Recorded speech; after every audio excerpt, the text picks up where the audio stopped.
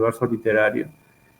Empecé con algunos autores como por ejemplo Julio Verne, que creo que es algo clásico para cualquier jovencito, y me gustó tanto que luego busqué los libros, casi todos los libros que él ha escrito los he podido leer. Esos son mis inicios literarios, porque yo siempre he teorizado, siempre he pensado, he dicho, que una persona que le gusta la lectura, que le encanta la lectura, llega a leer tanto, llega a llenar tanto su mente de ideas y de fantasías y de situaciones de, de literatura, que en algún momento todo eso tiene que salir, tiene que expresarse, ¿no? Y yo creo que mi escritura actualmente es fruto de estas maratónicas lecturas que tuve desde joven. En realidad, mi carrera es más fruto de otro gusto que tengo, que es la computación, el internet, las computadoras. Y pues, ¿por qué no estudié literatura? Porque hice caso a mis padres, hice caso un poco a la familia, y me aboqué más por la computadora, ¿no? Por las situaciones de informática, pero siempre estuvo ahí, latente, siempre estuvo como algo paralelo lo que es la literatura. Y eso es lo que ahora expreso también, ¿no? Eso. Muy bien, Yul. Nos has contado que desde chico leías, que felizmente en tu casa leían, y eso es muy importante porque la lectura se aprende por el ejemplo, ¿no? Cuéntanos, tú empezaste a publicar diversos cuentos en las revistas Fantásticas, en La Tumba Abierta, en Catarsis y en Ariadna. La primera publicación que hiciste fue en 1999. ¿Cómo así te animaste? Eh, Gracias a Pablo Nicoli, al cual contacté cuando él tenía una librería donde tenía algo muy interesante. Él alquilaba libros, ¿no? No, los vendía también, pero era la única persona en ese tiempo que alquilaba libros ahí en la calle San José. Entonces yo, en mi eterno afán de buscar libros, un día pasé por ahí y encontré a Pablo, conversé con él, supe que se reunía con otras personas. Ahí se gestó el grupo Minotauro, que es uno de los primeros grupos fantásticos que hubo aquí en Arequipa. Y bueno, me suscribía. Él tenía un plan, como te dije, de alquiler de libros. Iba, leía libros, los devolvía y así. Entonces, él también en ese tiempo estaba dirigiendo la revista Fantástica en el diario Arequipa al Día de ese tiempo. Y invitó a todas las personas que se reunían con él para poder escribir algo, ¿no? Para compartir, para ver. Se gestaba una idea y a partir de esa idea todos escribían.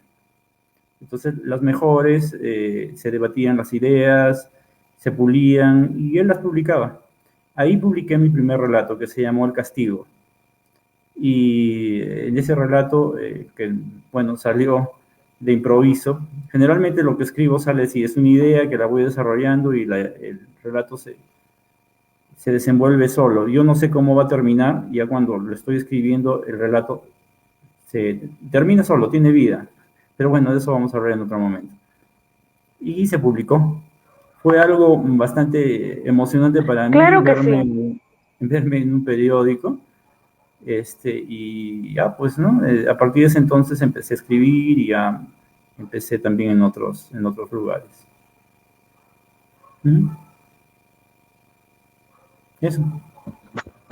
En tu biografía leo que has pertenecido a distintos grupos literarios, entre ellos Uyari Haru en Puno, 2002, el grupo Minotauro de Pablo Nicoli, como dices, que fue muy triste la noticia el día que le robaron todos los libros que él alquilaba en San José. También has pertenecido al grupo Cosmogonía, ¿no? El círculo narrativo en Arequipa es un poco más unido que el círculo poético, quizás porque son menos, ¿no? La poesía es un poco más individual, menos, quizá un poco menos realista, porque es siempre más bohemia, ¿no? Y es lo que yo noto con los poetas. En cambio, la narrativa sí requiere de determinada disciplina, ya sea en conjunto o individualmente, ¿no? Hay muy buenos narradores en Arequipa, pero tú te fuiste a Puno, cuéntanos eso. Sí, esa experiencia fue posterior a lo de Pablo. Y un tiempo tuve que regresar a Puno. Yo viví en Puno por bastante tiempo por situaciones familiares y de negocios de la familia. Y después del tiempo de Pablo, volví a Puno más o menos por unos 5 o 6 años. Y ahí conocí a Cristian Reynoso. Él se reunía en un lugar que se llama allí la Casa del Corregidor, espacio cedido por la familia. La señora se llama Ana, no me acuerdo su apellido, pero son dos hermanas que han adquirido esta casona que se llama la Casa del Corregidor por la Plaza de Armas de Puno, y la pusieron como un centro cultural donde inclusive se veían, había tertulias, películas, etc. Bueno, Cristian Reynoso tenía su grupo ahí, se llamaba Uyarik Aru, no sé qué significa hasta ahora, ¿no? O no recuerdo, pero me encantaba esas tertulias porque cogíamos a un autor, por ejemplo, a Borges, traíamos algún cuento de él, lo leíamos, lo analizábamos y después compartíamos ideas. Hubieron muchas personas, escritores puneños que se reunieron ahí. Me acuerdo de Boris, no me acuerdo su apellido ahorita, y varios otros del Centro Cultural de Escritores de Arequipa. Al que más recuerdo es a Cristian Reynoso, él ahora vive en Lima. Él es el sobrino de Osvaldo Reynoso. Y él fue bastante determinante porque me dio consejos muy buenos para mejorar mi narrativa, mi escritura. Él me dijo, por ejemplo, que a veces yo escribía de forma un poco recargada. Era muy barroco, era muy gótico en mis escrituras. Entonces él me recomendó que estaba bien, que eso estaba bonito, pero tenía que ser un poco más comprensible, porque si no, las personas iban a coger un diccionario al lado de lo que yo leía para poder entenderme. Algo así me lo recomendaba, ¿no? Fue una experiencia muy enriquecedora. En ese aspecto, volviendo a Arequipa, ya formamos el grupo Cosmogonía con Pablo y otros autores, como Sarco Medina también estuvo ahí. Cosmogonía tuvo un apogeo más o menos por 5 años, en el cual logramos producir 3 antologías, que por cierto ha sido el primer y único grupo que ha podido producir ese material, ¿no? Antologías fantásticas de literatura arequipeña. Y bueno, por ahora estamos en stand-by. También la pandemia ha tenido mucho que ver en esto. Y bueno, ojalá que se pueda continuar con el grupo porque hay mucha energía y hay personas que son muy inspiradas. Hay una persona que se llama Patricio González que trabaja en el Colegio San José. Él escribe muy bonito. Espero que alguna vez podamos disfrutar un poco más de sus cuentos, pero él escribe de forma muy excelente. A mí me llama mucho la atención que para escribir hay que tener la chispa de querer ser escritor, ya sea de manera individual o de manera multitudinaria, es decir, un escritor conocido, ¿no? Pero es un apostolado la escritura, tienes que dedicarte a ella, obsesionarte con ella antes de ir a dormir, pensar en ella, se vive por la literatura muchas veces, no de la literatura, y yo admiro un montón a los escritores como los que has mencionado, como los que vemos en la REA, tú mismo, ¿no? Se nota que estás muy comprometido con tu narrativa, estimado Yul. Y bien, pasemos a la REA de Escritores de Arequipa, que es la red que se ha formado el año pasado y por la cual me enteré de tu escritura, ¿no? ¿Cómo llegas a la red de escritores de Arequipa, Yul? Llegué a la REA por invitación de Sarco. Como te comenté, yo ya había participado con Nene Cosmogonía. Habíamos tenido también varias presentaciones, las tertulias, las reuniones de Cosmogonía, porque para para poder sacar las antologías nos reuníamos casi semanalmente y luego cada 2 semanas. Entonces imagínate, durante 5 años nos hemos tenido que reunir y juntar y conversar mucho. Y bueno, somos muy grandes amigos, inclusive antes que él pueda sacar la producción que ahora tiene, que es muy buena. Y él me invitó a la REA. Me animé porque siempre me gusta estar en contacto con personas que les gusta la escritura, la poesía, la narrativa, porque se aprende de ellos. En realidad, no solamente el poder escribir es algo importante para un escritor, sino también relacionarse con otros escritores. Vemos este ejemplo en todos los escritores, ¿no? Si vamos bueno, no por falta de modestia, pero si analizamos de repente a Vallejo, a Borges, a Vargas Llosa, todos en cierto momento han tenido que disfrutar, compartir, relacionarse, reunirse con otros escritores, y ahí crecieron, ¿no? Entonces, para mí es muy vital, muy importante esta etapa, la etapa de los grupos, en este caso ahora que pertenezco a la REA, que es mucho más grande, y poder aprender del ejemplo de cada uno de ustedes, porque si uno también aporta, también aprende, ¿no? También este año para mí, aunque suena paradójico que sean los años COVID, pero para mí ha sido el boom estos 2 años porque he podido reafinar mis escrituras, leer un poco más, escribir un poco más, publicar un poco más, y esto realmente me satisface. Eso. Como a todo lector, ¿no? Al enterarse de lecturas nuevas, pero has mencionado a Sergio Medina, el presidente de la red de escritores, que de alguna manera es una persona muy conciliadora, ¿no? Justamente lo veía en la mañana dando declaraciones sobre la pérdida de libros y computadoras de la Biblioteca Regional Mario Vargas Llosa. ¿Qué opinas que roben libros, Yul? Es una pena, de verdad. Yo no voy al área de la biblioteca, al área de los libros, ya por lo menos 2 años, que está cerrado por la pandemia, ¿no? Pero es un área, es un sitio que yo creo que es un foco cultural y un foco para las personas que les gusta la lectura y que quieren permanecer junto a la literatura. Es una pena porque esos libros en realidad no los valoran. Cuando hay una colección en un sitio tan emblemático como este, son colecciones que son temáticas. En la librería, en la Biblioteca Vargas Llosa, hay libros que ha donado Mario Vargas Llosa con anotaciones al margen, valiosos. Eso es para hacer investigación. Y las personas que las han extraído, que las van a dejar por ahí, no sé si regalar, vender, no las van a valorar tal y como se hace en una biblioteca como esta.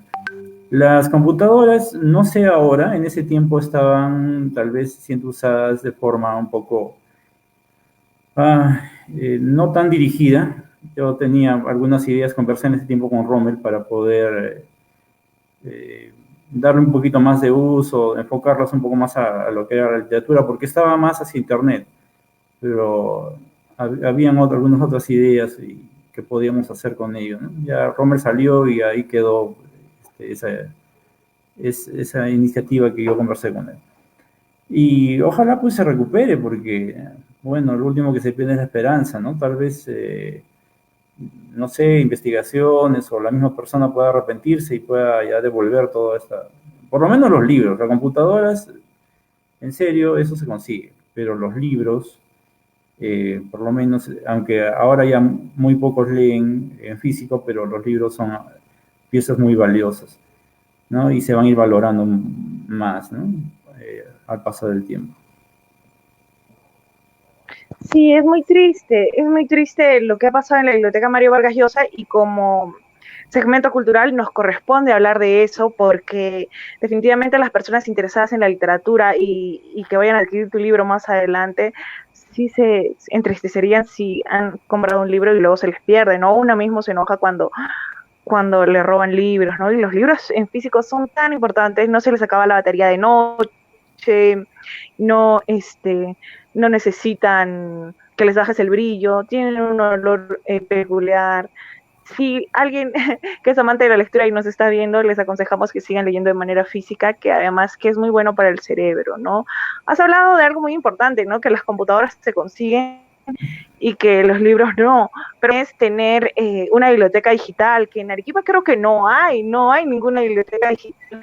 Parece que sí tiene algunas tesis, pero libros en digitales no hay. ¿Qué opinas de eso? ¿Qué opinas de los libros digitales y Antonio Yul Casas Romero? Tengo la suerte de poder haber vivido en dos siglos, desde los 70s, 80s, 90s del siglo pasado y estos dos lustros de este siglo.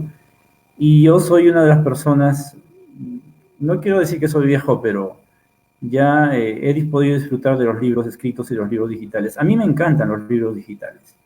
Apenas salieron, me acuerdo los diferentes formatos que ha habido, me acuerdo del formato LIT,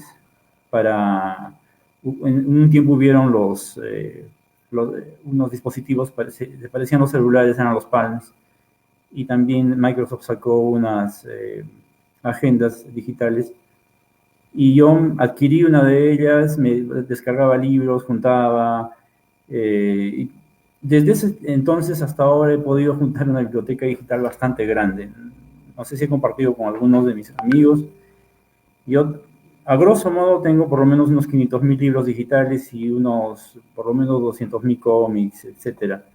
Entonces, soy, por decirlo así, un coleccionista compulsivo de libros, porque sé que todo eso no lo voy a poder leer. Ni a ritmo de un libro o dos libros diarios, nadie podría leer en su vida tanto, ¿no? Pero me gusta coleccionarlos, me gusta tenerlos, me gusta leer lo que me gusta. Si antes era difícil conseguir un libro escrito, un libro físico, ahora es sencillísimo en Internet. Uno ya en este tiempo puede volverse un gourmet literario, leer realmente lo que a uno le gusta, el tema que a uno le apasione. Antes uno tenía que leer lo que encontraba. Yo me acuerdo de mi colección, de mi biblioteca de joven, tendría unos 800 libros, en ese entonces de jovencito, niño, y los leí y los releía. Habían libros que los había leído 3, 4 veces, estaban totalmente viejos, sí. Y los seguía leyendo porque, bueno, no es que no podía conseguir más libros, pero me gustaban todas las historias que las leí y las releí. Encontraba un libro nuevo ahí a mi biblioteca y a leerlo de nuevo. Me gusta, como tú dices, el formato impreso, el olor del libro, el tacto, la forma de las letras, la diagramación, es muy hermoso tener eso. Pero también los libros digitales nos traen a nuestras manos cosas que a veces no se pueden encontrar físicamente. Un ejemplo puntual es, por ejemplo, la saga de Los Tres Mosqueteros. Yo había leído Los Tres Mosqueteros y 20 años después, que es la continuación. Y supe de un tercer libro que había que se llama El Vizconde de Bragelón, de Dumas. Pero ese libro no lo encontraba por ningún sitio. Me acuerdo que lo buscaba en la librería que ahora hace poco ha desaparecido, que está un poquito más allá en la calle San José, no me acuerdo ahorita el nombre. Les llegué exacto, en Aquelarre. Yo hablé con los encargados, les pedí que me consiguieran el libro y no me lo pudieron conseguir. Me dijeron, bueno, sí, en algún momento hay alguien que quiere vender ese libro, pero lo quiere vender a 300 soles. Y era un poquito caro, ¿no? Entonces, al final no lo conseguí, no lo leí, pero cuando ya pude conseguirlo digitalmente, lo leí y realmente pude completar ese rompecabezas que tenía de esa trilogía. Y es así, hay muchas cosas que sí se encuentran en digital, ¿no? Otro ejemplo así rápido, yo me acuerdo de unos cómics de niño que se llaman Don Mickey. Esos cómics son tipo así como libritos, no son tanto como revistas, así formato de selecciones más o menos. Y yo tenía como unos 80 de jovencito. Y bueno, sabía que eran muchos más, pero no los conseguí. Después, ya con el tiempo, he logrado conseguir la colección digital, que son 800 números, ¿no? En digital. Entonces, uno puede encontrar esos recuerdos, esos libros, esos temas que uno le gusta y que le falta en formato digital. Tiene esos pros y esos contras. La literatura digital y la física, ¿no? Pero bueno, hay que sacar lo mejor de ambos mundos. Claro que sí. Justamente me has remontado a la mañana de mi día. Encontré Fiesta de Hemingway en físico y me emocioné tanto porque Hemingway es solo los que lo hayan leído saben que Hemingway es un capo. Y al encontrar Fiesta, me acordé la primera vez que leí el libro en la universidad, ¿no? Que me identificaba mucho con la protagonista, pero ha sido el contraste de lo que has dicho, de que hay que sacarle el lado bueno a los dos. Los libros en digitales también tienen sus ventajas, ¿no? Que van de la mano de los audiolibros, y los audiolibros es como leer con los ojos cerrados, ¿no? De hecho, la escritura en braille, los audiolibros ayudan mucho a personas con discapacidades, ¿no? Lectoras.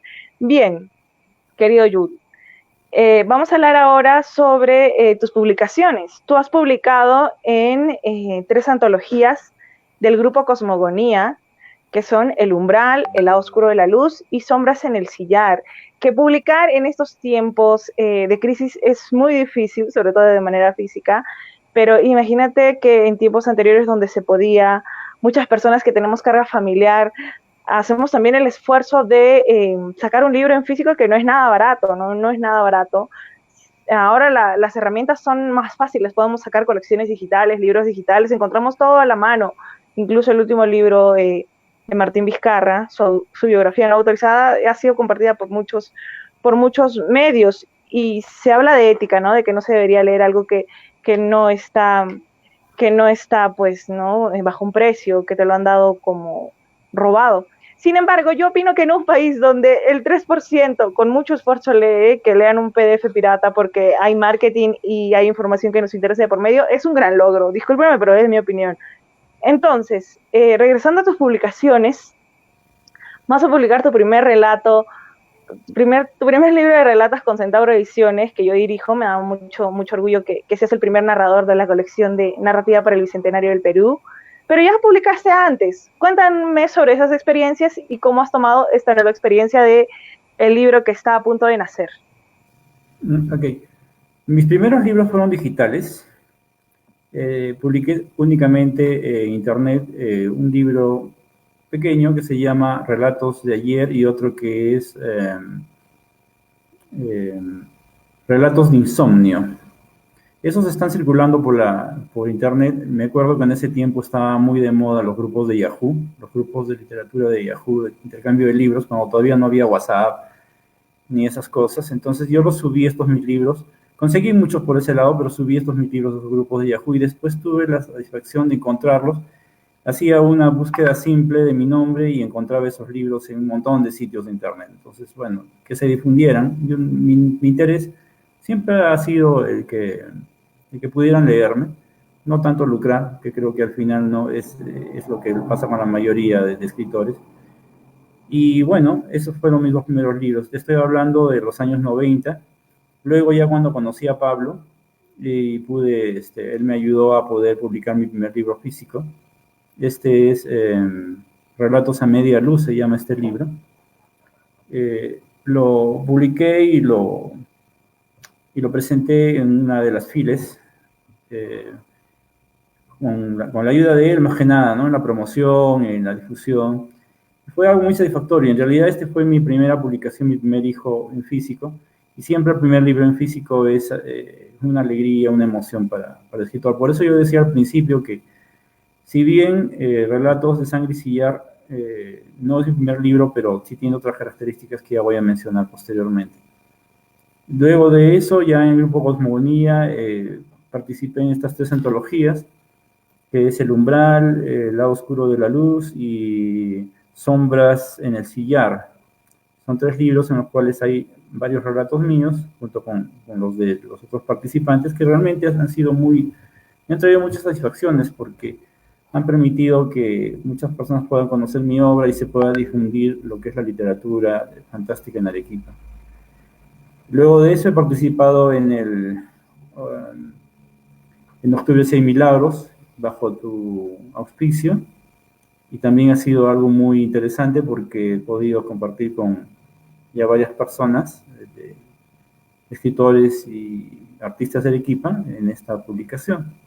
Y ahora tenemos a Relatos de Sangre y Sillar.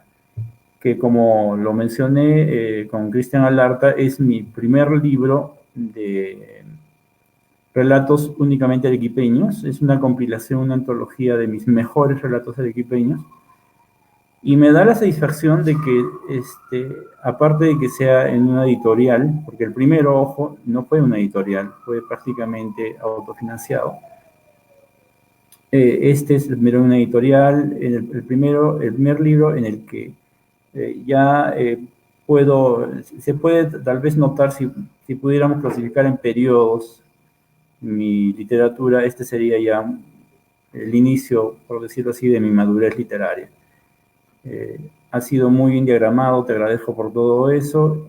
Ha sido también un libro que ha permitido coger muchas emociones que he podido tener y poder plasmarlas, ¿no? Para las personas que tengan a bien tener la lectura de este libro. Tengo muy grandes expectativas en este libro. Hay muchas personas que ya lo están pidiendo, que lo están adquiriendo en la preventa, y yo sé que va a ser algo que va a dar mucho que hablar. Mi idea a futuro es poder también ya escribir una novela. Tengo ya una idea de ello. Y bueno, tengo muchos relatos que en algún momento tal vez también puedan compilarse en alguna otra antología.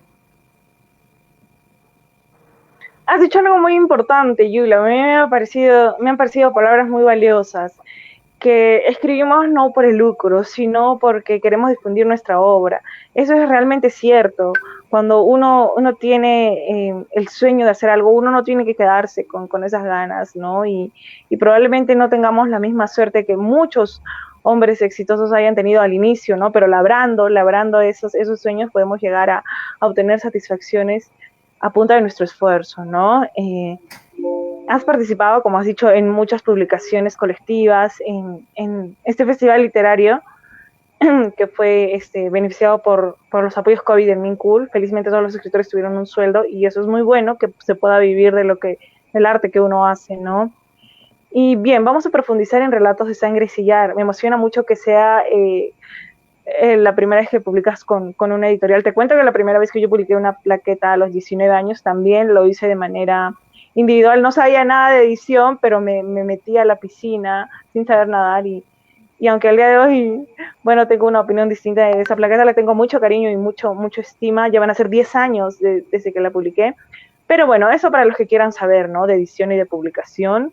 Publicar un libro no es tan fácil, es como que un músico quiera sacar un disco, ¿no? Y tiene que ir donde una productora que tenga experiencia y que lo afine. Realmente es muy valioso publicar un libro porque es como llegar a una meta, ¿no? Y en Centauro Ediciones, el segmento cultural que realiza este programa El Arco y la Lira en mi querida Arequipa, editamos, ¿no? Editamos y tenemos alianzas felizmente, como la alianza con Crema de Queso Helado Lozada, a quien le agradecemos el auspicio todos los meses por fomentar la cultura de alguna manera, ¿no? Bien, cuéntanos algo sobre Relatos de Sangre y Sillar, Antonio. Bien, Relatos de Sangre y Sillar, como ya que te comentaba, es una antología de mis mejores relatos arequipeños, todos ellos con temática arequipeña, escenarios, personajes arequipeños, y tienen una característica importante. Comprenden tanto mi primer relato, mi primer cuento, que lo escribí hace en promedio de 20 años, como el último, que ha sido escrito mediante la página Diarios de la Cuarentena, el cual me ha permitido expresarme en este tiempo de pandemia. Otra característica importante es que Arequipa es el personaje principal en la mayoría de los cuentos, y también el hecho de que participan muchas escenas familiares en cada uno de estos relatos. Les voy a develar algo, tal vez no debería, pero sí es algo que quiero que lo sepan. El término sangre y sillar no se refiere a algo sangriento. O sea, los que están esperando encontrar terror en este libro no lo van a encontrar. Terror no hay. La sangre se refiere a la familia, a los lazos familiares, al hecho de que en nuestra familia podemos encontrar personajes, escenas, en nuestra vida encontramos momentos que son realmente dignos a veces de escribirlos, compartirlos, atesorarlos y guardarlos. Sé que algunos de mis familiares tal vez que se encuentren o que se identifiquen con los personajes de mis relatos, tal vez no les vaya a gustar, pero es algo que me encantó escribirlo para así recordar esos momentos que compartí con ellos, momentos de niñez, de juventud, en los cuales uno tiene otros pensamientos, ve la vida desde otra óptica y otra temática. Y pues plasmé todo ello en mis relatos. Están mis padres, están mis abuelos, están primos, tíos, todos ellos novelizados y tal vez no literalmente presentes ahí, pero de una forma están como elementos que me permiten recordar. Me encanta a mí releer, una costumbre que yo tengo es releer continuamente lo que escribo, para volver a disfrutarlo. Es cierto que lo vuelvo a leer para mejorar, ¿no? Mis relatos están en continua mejora, en continua edición, pero también me gusta recordar estas escenas. Hay un relato, no les voy a decir el nombre para no quitarles la emoción, pero es un relato que habla de mi madre y que es tan visceral que cuando mi hermana lo leyó por primera vez, ella que disfrutó, que vivió ese tiempo en el cual mi madre estuvo enferma, se puso a llorar porque le trajo a la mente todos esos momentos tan tristes que pudimos vivir en ese tiempo. Precisamente ese relato lo escribí un poco después de un desenlace que pasó con mi mamá. Y los relatos son así, más que nada pedazos de mi alma, son escenas de mi vida, y en este caso con elementos fantásticos, en la mayoría, por eso es un libro de relatos fantásticos, ¿no? Ha sido muy interesante de escribir, les cuento. Yo sé que a los que les gusta la literatura arequipeña lo van a disfrutar mucho. Y a los que les gustan visualizar nuevos elementos, como conversábamos el otro día con Cristian, también van a encontrar esos nuevos elementos, porque como estábamos analizando con él, escribo de historias, en algunos casos de historias que tal vez ya se han escrito, pero desde nuevos ángulos, desde nuevos puntos o perspectivas. Y eso es lo interesante, ¿no? Eso a mí me encantó ese proceso de poder ubicarme en esos lugares. Como le estaba comentando a Cristian, por ejemplo, para escribir acerca de un monumento de Arequipa, el poder ir a ese monumento, visitarlo, mirar fotos, ubicarme, quedarme un buen rato ahí, sentarme en la plaza de armas, ver cómo se comportaban las palomas. Es muy bonito, ese proceso de escritura a mí me encanta, porque permite que uno se pueda envolver, se pueda involucrar con lo que uno escribe. Me recuerdas un poco a Gustavo Adolfo Bécquer, que recordemos que en sus rimas contemplaba mucho a una mujer que salía en su balcón cuando su hermano iba a pintar a los campos de España, ¿no? Y bueno, él nunca conoció a esa musa, pero todas sus rimas están dedicadas a ella, ¿no? Bien, tus relatos, como lo dices, son relatos que tienen una pizca de fantasía. Al leerlos, yo, como te lo dije en su momento, llegamos a la conclusión de que son relatos de altura, porque honestamente no son relatos lineales como describir o la historia de una madre con su hijo, todo lo contrario, son relatos que te descolocan porque tienen elementos que ya van a ver cuando lean el libro, son elementos que no son comunes en la realidad. Y esto puede ocurrir en la literatura, ¿no? En la literatura uno puede darse el lujo de ficcionar, de afirmar que los extraterrestres existen, de afirmar que los hombres pueden resolver cosas fantásticas. Háblame un poco sobre la escritura fantástica, cómo así llega a tu vida, cómo te llama la atención. También me has contado que escribes algo de poesía. Háblame específicamente de tu escritura, Antonio. Sí, mi escritura es más de prosa poética. Si ustedes van a poder observar mis primeros relatos, la mayoría tienen elementos poéticos, hasta rimados, que le dan un sentido diferente a lo que es tanto la escritura como la lectura. porque uno se va a envolver como en una seda, ¿no? Va a ir desarrollándose, va a ir sintiendo cómo lo acarician las palabras y cómo lo van llevando hasta un desenlace.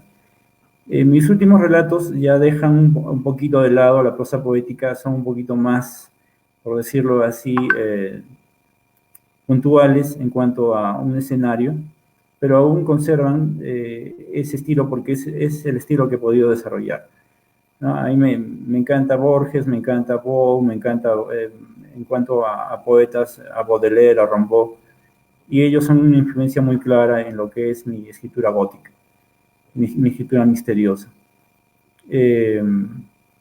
Mis primeras influencias, como comenté, fueron Verne, después Asimov, muchos escritores de fantasía, de ciencia ficción. Es por ello que tal vez mi vertiente fantástica, porque me he llegado a empapar mucho de estos escritores con temas de anticipación, que te llevan a otros escenarios, que te permiten vivir 1000 vidas, porque sí es cierto, uno tiene una sola vida, pero si uno lee, tiene 1000 vidas y puede viajar a lugares del universo y del planeta y de cualquier otro sitio, del presente y del pasado y del futuro, que normalmente no lo podría hacer. Esa es la característica que más me gusta de la escritura, porque te permite expresarte y no solamente ver un tema o un escenario de una sola forma, ¿no? Algo que yo he podido pasar tal vez, pero puedo escribir acerca de qué hubiera pasado si,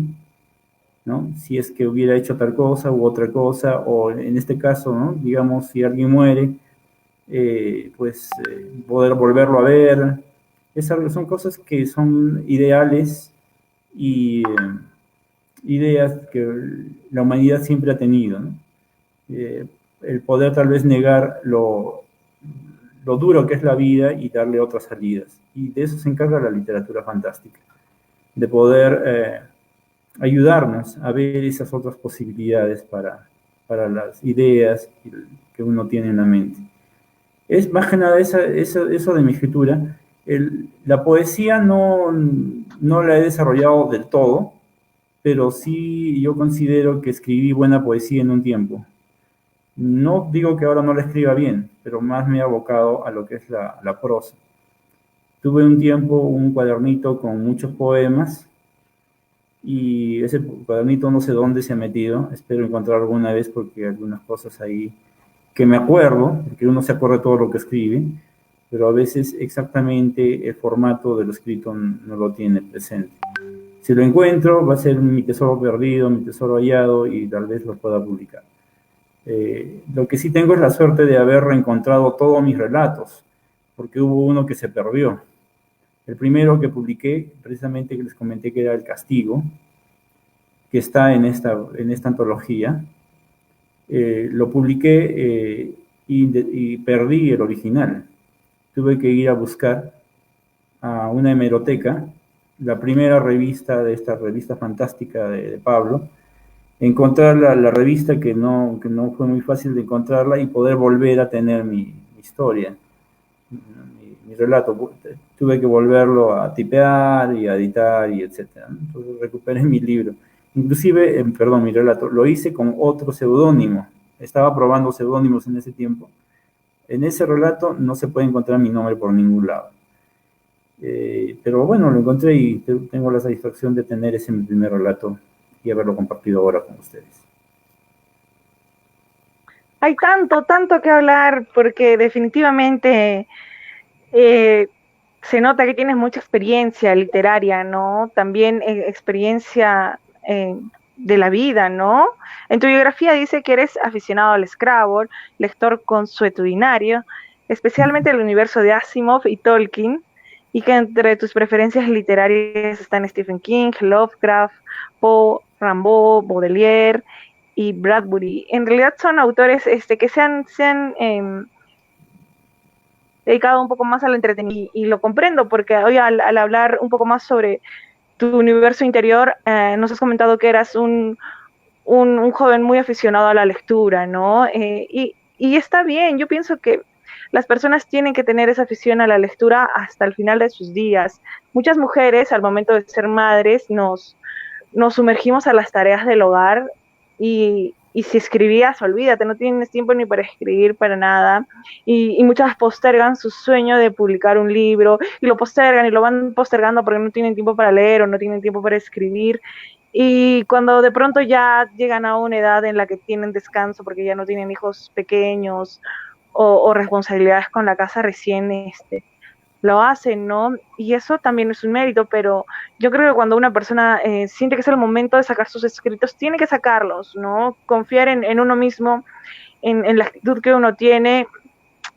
Y bueno, para terminar esta transmisión, que espero se haya escuchado, espero que sí, cuéntanos e invítanos a la presentación de tu libro este viernes 5 de marzo de manera digital, estimado Antonio. Pero antes quisiera agradecer a Crema de Queso Helada Lozada por el auspicio, es por ello es que este programa se lleva a cabo, y a los organizadores del fanpage Mi Querida Arequipa, que van a llevar este programa al aire todos los jueves a las 7 de la noche. Nos despedimos con una recomendación tuya y el por qué tenemos que comprar tu libro, Antonio. Espero se haya escuchado. Lili, una vez más te agradezco por este espacio.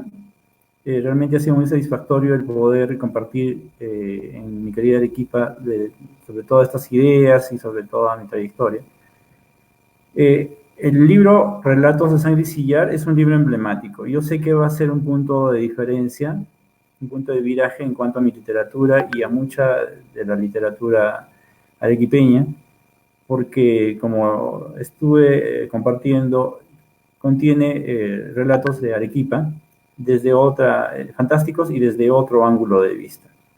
Ya no es lo clásico de Monjes sin Cabeza, Mónica, etcétera, pero aún conserva esos elementos tradicionales de Arequipa. Uno puede encontrar las calles, los personajes y los tiempos de Arequipa en él, así que es muy recomendable poder leerlo, más que nada para los arequipeñistas y para los que aman Arequipa y para todos los interesados, porque no es solamente para arequipeños.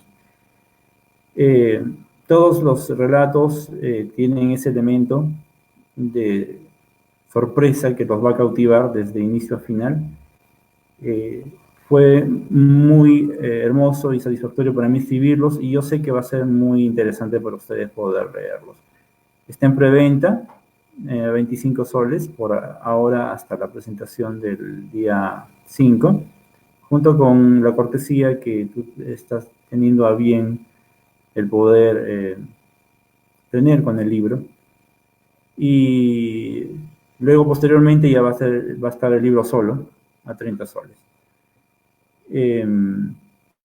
Pues nada, esperemos la presentación, adquieran el libro por favor y todos a leer.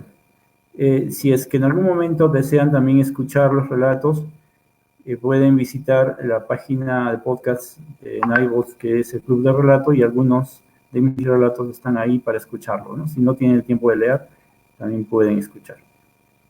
No los del libro, hay algunos, pero hay muchos otros relatos que están ahí en formato de audio.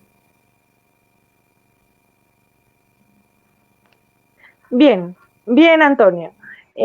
Recordemos que la promoción de la preventa es que si compras un libro hasta el 4 de marzo a 25 soles te puedes llevar una agenda literaria Centauro o una crema de queso helado Lozada de cortesía.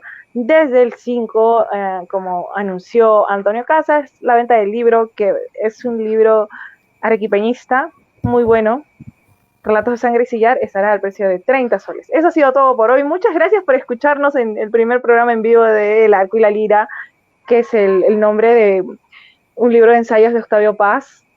Y los esperamos todos los jueves en este segmento cultural, gracias a Mi Querida Arequipa. Nos vemos el próximo jueves. Hasta luego. Gracias.